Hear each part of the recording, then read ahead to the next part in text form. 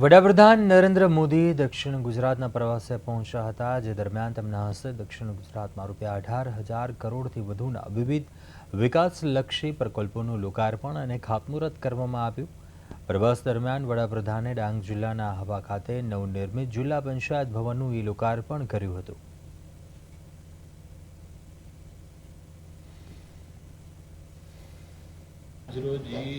જિલ્લા પંચાયત જે નવું ભવન બનાવવામાં આવ્યું છે તેનું લોકાર્પણ દેશના યશસ્વી પ્રધાનમંત્રી નરેન્દ્રભાઈ મોદી સાહેબ દ્વારા લોકાર્પણ કરવામાં આવ્યું છે। તેમાં આજે જિલ્લા પંચાયતનું ભવન બનાવવામાં આવેલ છે, આધુનિક અને ખૂબ સારી રીતે બનાવવામાં આવેલ છે અને અહીંથી હવે પછી એમ તો કાર્યરત અમે જે જૂના જિલ્લા પંચાયતમાં બેઠા હતા અને કામ શરૂ કરી દીધું છે।